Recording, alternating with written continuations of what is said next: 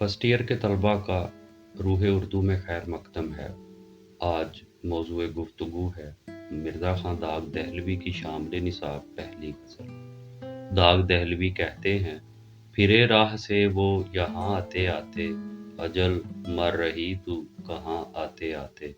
वो से मुराद है महबूब, यानी मेरा महबूब मेरी तरफ आते आते राह से वापस पलट गया। ए मौत तू ही आजा, तू कहाँ मर गई। वजाहत तलब शेर में शायर ने गज़ल का एक रिवायती मज़मून पेश किया है। शायर के महबूब ने उससे वादा वस्ल किया, मुलाकात का वादा किया, लेकिन वादा ईफा ना किया। ऐन मौका पर उसने अपना इरादा बदला और आते आते रास्ते से वापस पलट गया। शायर इंतज़ार की कैफियत की ताब ना लाते हुए ये बात कहता है कि अगर महबूब नहीं आया तो ए मौत, ए अजल, कम अज कम तू ही आजा। तेरे आने से शायद इस दिल की बेकरारी को कोई सुकून मिले या इस कशमकश से निजात मिले।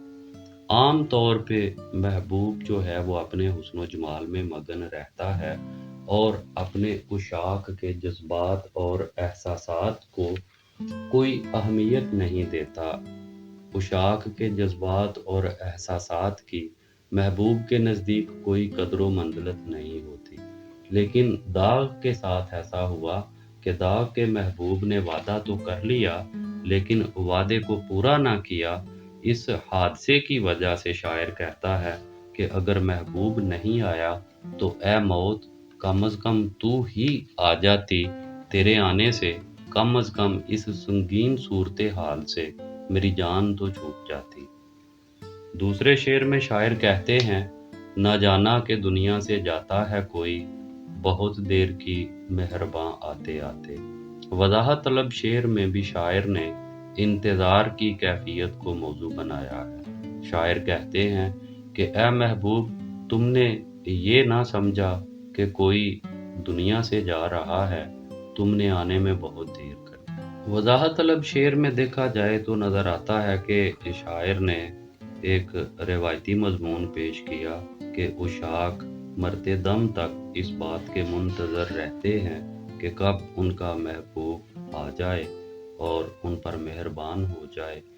और अगर सारी ज़िंदगी फ़ुरक़त और जुदाई में गुज़री है तो कम अज़ कम नज़ा के आलम में जब वो करीबुल मर्ग कैफियत में हो तो उस वक्त ही महबूब आ जाए, ताकि वो जाने आफरीं के सुपुर्द इत्मीनान क़ल्ब के साथ कर सके। आशिक हमेशा महबूब के फ़िराक में तड़पते रहते हैं और उनकी ये ख्वाहिश होती है कि महबूब उन पर मेहरबान हो और मुलाकात का शर्फ बख्शे और वो अपना सब कुछ महबूब पर निसार कर दें, अपनी ज़िंदगी उस पर कुर्बान कर दें। लेकिन महबूब अदम तवज्जुही और लापरवाही का मुज़ाहरा करने वाली शख्सियत है।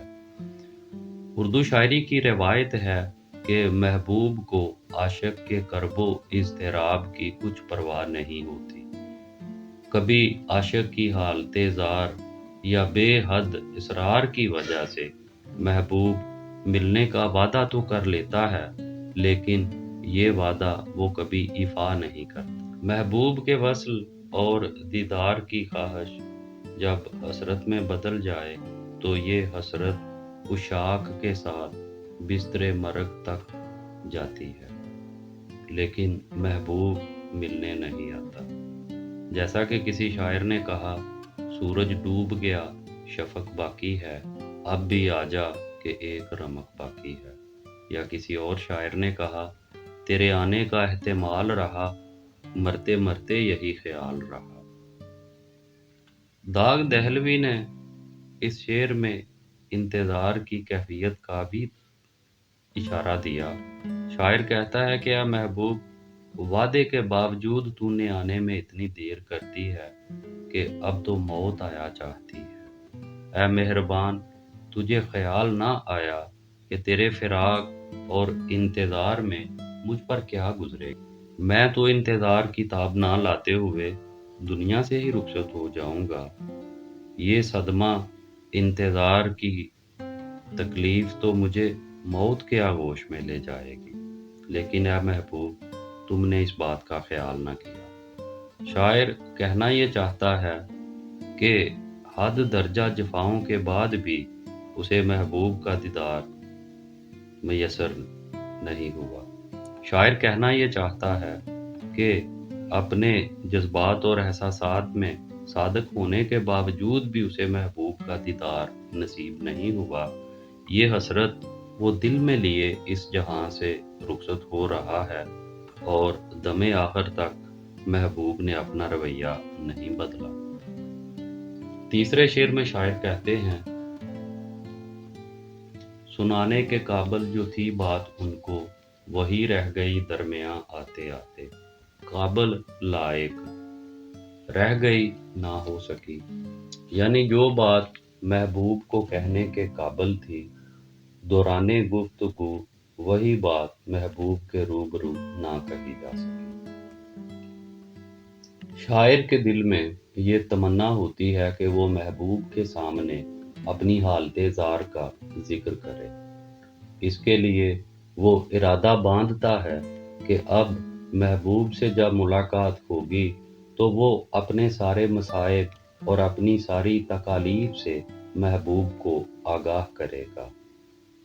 محبوب کی بے رخی سے اس کے دل پر کیا گزرتی ہے سب احوال کہہ دے گا، مگر جب محبوب سامنے آتا ہے تو سارے ارادے دھرے کے دھرے رہ جاتے ہیں۔ محبوب کے حسن کے جلووں کی تاب لانا بڑی ہمت کا کام ہے۔ جب محبوب کا اور شاعر کا آمنا سامنا ہوتا ہے تو شاعر اپنے ہوش و حواس میں نہیں رہتا اور جو بات اس نے دل میں سوچی ہوتی ہے، جو ارادہ اس نے دل میں باندھا ہوتا ہے، اس میں وہ کامیاب نہیں ہوتا، وہ بات وہ کہہ نہیں سکتا۔ جیسا کہ میر صاحب کا شعر ہے، دل میں کتنے مسودے تھے ولے پیش ایک بھی اس کے روبرو نہ ہوا۔ عاشق سوچتا رہتا ہے کہ وقت ملاقات محبوب سے اپنی حالت زار کا قصہ بیان کروں گا، ہجر کے دکھ اور تکلیفیں محبوب کے سامنے کہوں گا۔ جتنی باتیں اس نے دل میں سوچی ہوتی ہیں محبوب سے ملاقات کے وقت، وہ ایک بھی بات محبوب سے نہیں کر سکتا۔ ادھر ادھر کی باتیں ہوتی رہتی ہیں، زمانے بھر کی باتیں ہوتی رہتی ہیں، اور ان باتوں کے دوران میں وہ محبوب کے حسن و جمال میں محو رہتا ہے، کھویا رہتا ہے اور دل کی بات لبوں تک نہیں لا سکتا۔ چوتھے شعر میں شاعر کہتے ہیں، میرے آشیاں کے تو تھے 4 دن کے، چمن اڑ گیا آندیاں آتے آتے۔ آشیاں گھونسلہ، چمن باغ۔ شاعری میں آشیاں سے مراد گھر بھی ہوتا ہے اور چمن سے مراد یہ دنیا اور کائنات بھی۔ شاعر کہتے ہیں کہ میرا آشیانہ تو چند تنکوں پر مشتمل تھا اور میرا آشیاں تو بکھر گیا، یہاں تو آندھیوں کی تباہیوں سے پورے کا پورا باغ ہی اجڑ کر رہ گیا۔ وسیع تر مفہوم میں دیکھا جائے تو داغ دہلوی نے اس شعر میں انگریز استعمار کے ہاتھوں ہندوستان کی تباہی اور بربادی کا مضمون پیش کیا ہے۔ اس بظاہر سادہ سے شعر میں انہوں نے ایک پوری تاریخ کے دور کی عکاسی کر دی ہے۔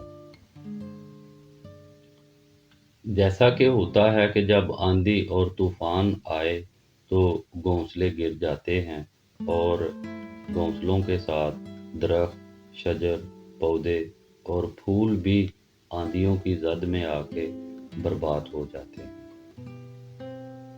شاعر کہتا ہے کہ میں اپنے گھونسلے کی کیا بات کروں، اگر طوفان سارے کے سارے چمن کو ہی لے اڑا ہے تو پھر میرے نقصان کی تلافی کیا ہو سکتی ہے۔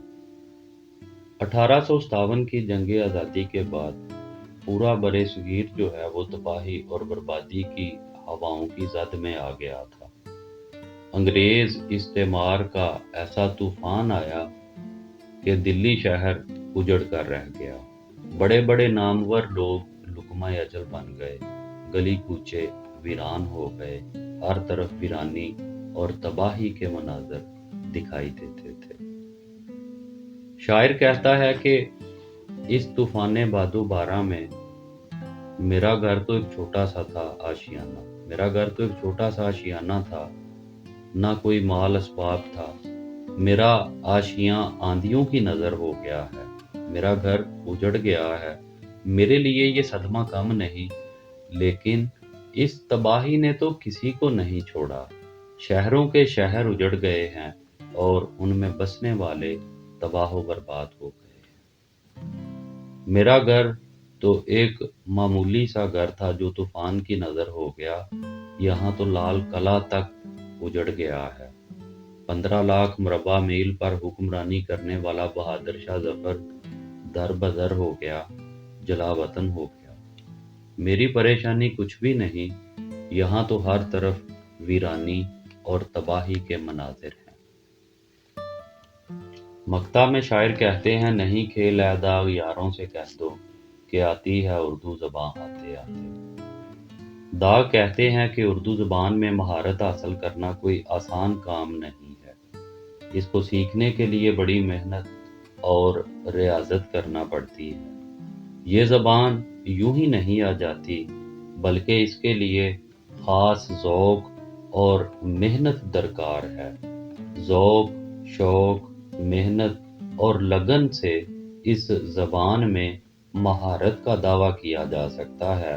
وقت لگتا ہے کہ یہ زبان آتے آتے ہی آتی۔ داغ نے دراصل اس شعر میں اردو زبان کی عظمت کو موضوع بنایا ہے، جو کہ بلا شبہ ایک عظیم زبان ہے۔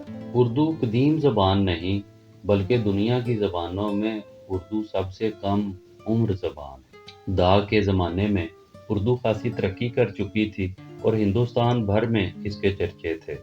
فارسی کے بعد اردو کا ہی چرچا تھا، بلکہ عوام میں تو اردو ہی مقبول تھی۔ اردو زبان میں مہارت حاصل کرنا غالب کے نزدیک بھی بہت بڑا کام تھا۔ اسی وجہ سے مرزا غالب نے کہا تھا کہ ریختہ کہ تم ہی استاد نہیں ہو غالب، کہتے ہیں اگلے زمانے میں کوئی میر بھی تھا۔ اس شعر میں دراصل داغ نے اردو زبان کی اہمیت کو اجاگر کیا کہ اس زبان میں مہارت حاصل کرنا اور پھر مہارت حاصل کر کے اس میں شعر گوئی کرنا، غزل کہنا کوئی آسان کام نہیں۔ دراصل اس میں اپنے زمانے کی طرف بھی اشارہ ہے۔ شعر و شاعری کا زمانہ تھا تو بہت سے شاعر دلی اور حیدرآباد اور لکھنؤ میں موجود تھے جو زبان دانی کا دعویٰ کرتے تھے، قادر الکلام ہونے کا دعویٰ کرتے تھے۔ تو شاعر نے اس شعر میں اردو زبان کی اہمیت کو اجاگر کیا کہ اس کے اسرار و رموز سمجھنے کے لیے ایک زمانہ درکار ہے، تب جا کے انسان اس میں قادر الکلامی کا دعویٰ کر سکتا ہے۔